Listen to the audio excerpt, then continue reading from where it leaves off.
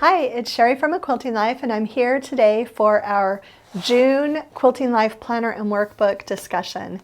I've got some fun things to share with you today. We had once again, we had some great viewer questions that I am answering. We even had some great viewer tips that I'm sharing with you. And we're going to go over the pages for this month, for month 6, and give you some suggestions for how to really customize this planner and make it your own. And so let's just jump in and get started.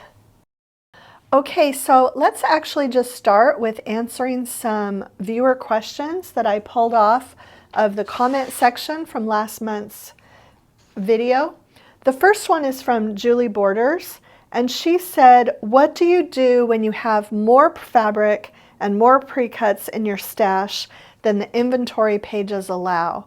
And that was a really great question, and it was so timely because this month we're actually going to be talking about ruler inventory, and I have more ruler inventory than the pages in my planner allow for. So Julie, I will answer that question in just a minute when I get into this month's pages, but I wanted to bring that up right at first. Such a great question, and I will be answering that in just a minute.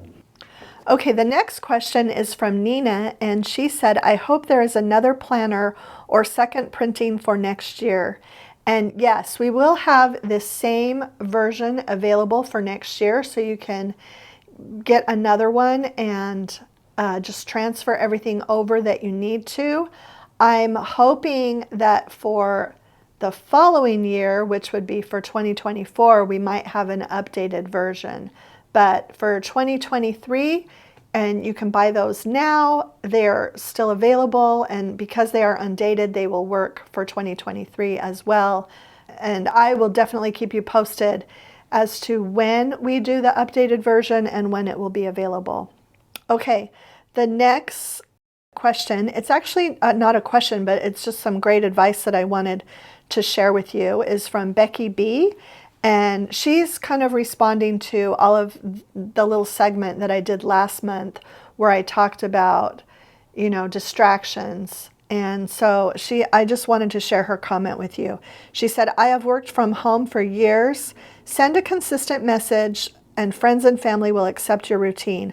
My voicemail states that I am not available from 7 to 3:30, Monday through Friday. Will call you back as soon as I can. I take a brief look at missed calls and texts when I get up to stretch and move throughout the day. It took about 6 weeks to get the message across, but this has worked for me ever since. And I love Becky's idea. I think I might just follow her lead on that.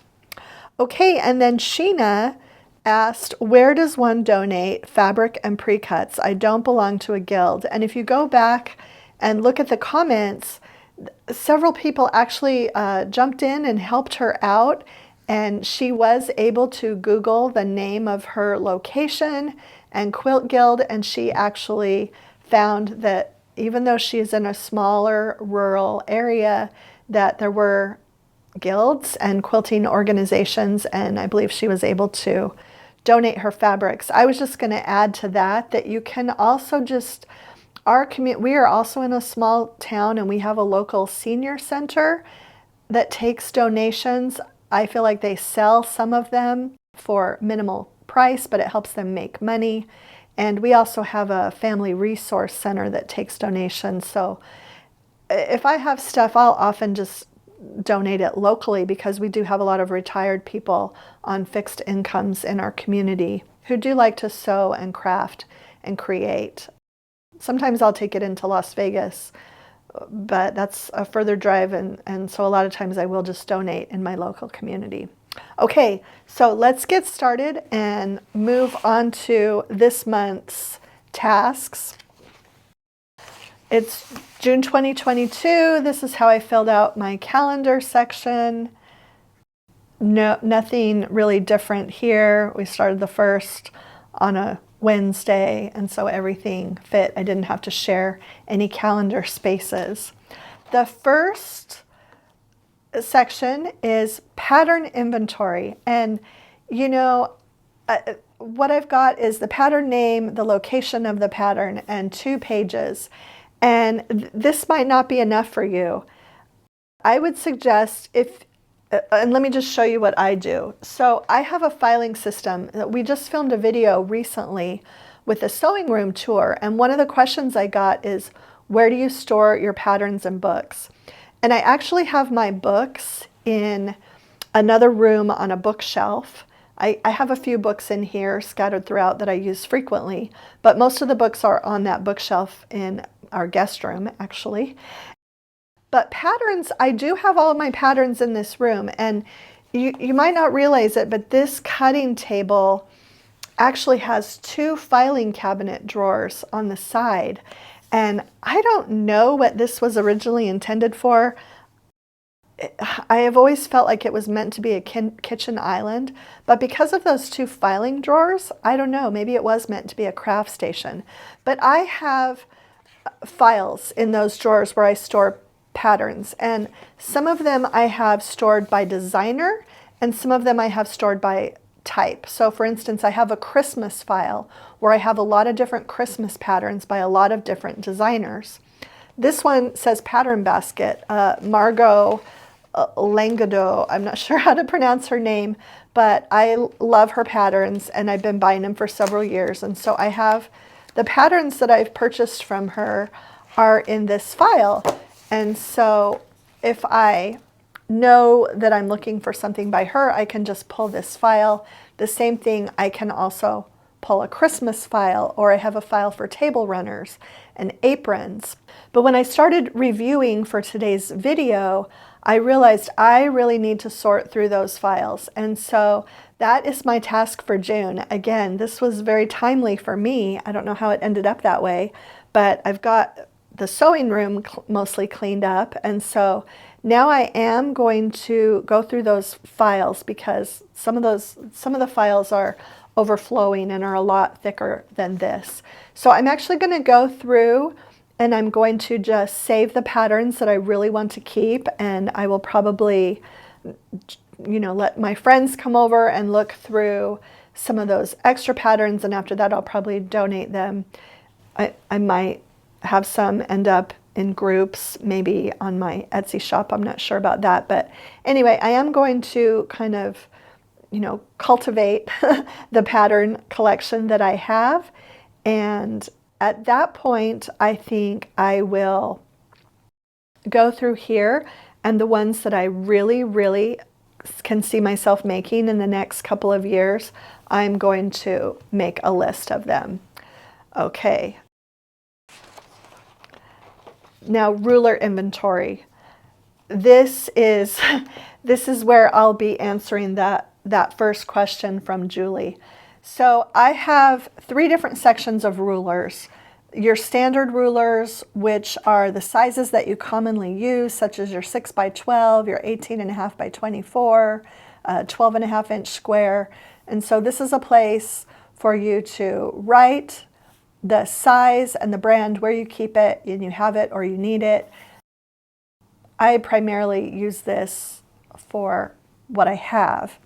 Utility rulers are also things that are used for squaring up blocks, such as a block lock or a mini simple folded corners ruler, so you can do that. And then the third section that I have here for specialty rulers, those are the ones with a specific use, such as cutting and trimming log cabins, pineapples, hexagons. So anyway, if you have more rulers than this, like I do, let me show you what I've done. I have a ton of rulers, and no, they didn't actually fit in my planner. And so I actually have my ruler inventory on a little table. And as you can tell, I have the same categories. So this was what helped for me to organize it. So standard, and standard is right here. And these are all the different sizes of rulers I have. Now, I actually have a lot of them have been donated to me for promotional purposes. A lot of them I have purchased on my own. But I love knowing where they are. Work table, drawer, on the shelf. wicker basket. So I feel like location is really key. And this list was really helpful to me. I recently, my friend is doing a quilt along, and she sent me a list of the rulers that she was going to use, and I was able to go through my inventory and know exactly which ones I needed to purchase from her and which ones I already had. So yeah, I've got standard, I've got utility, and I've got specialty. And then I also have another little category here of templates. So tools used to cut specialty shapes like Dresden's and things like that. But you could also put templates under specialty if you don't have a ton of them. So really, this is what I do. I actually just keep this in my cutting table in a drawer right here, so I always know where it is. And so that's one option for you if you have a lot more. Another option is to use this space for the rulers that you use more than any others, you know, and have another backup list. Okay, moving on. We have specialty tools and notions, so it's actually another page.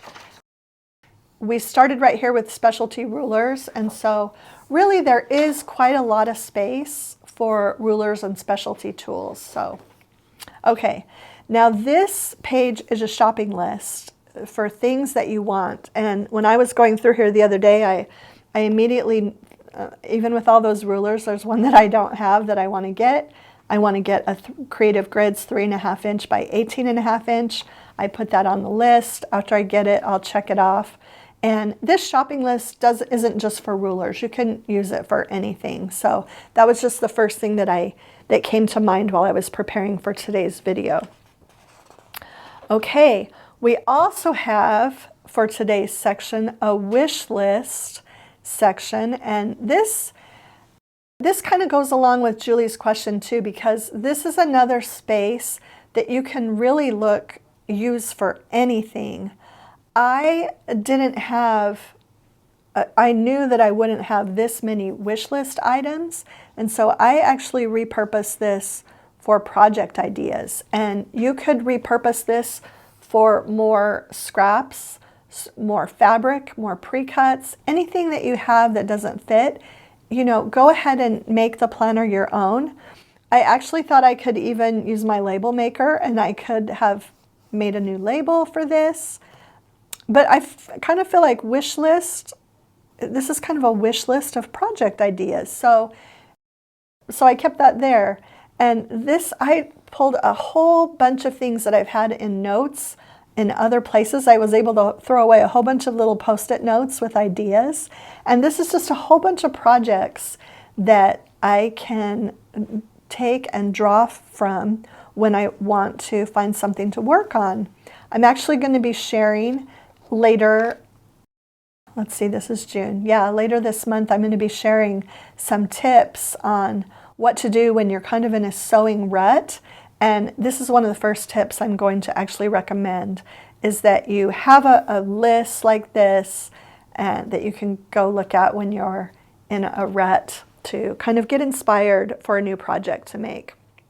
And okay, that's it for the June tasks. You have your work cut out for you. I hope that some of the questions that were asked and some of the alternate solution ideas will help you as you customize your planner and make it your own. Okay, that's it for the June planner discussion. I hope that you got some ideas that you can take and use as you make this planner your own and make it work for you to help your quilting life. Just a reminder that we just really welcome questions and ideas.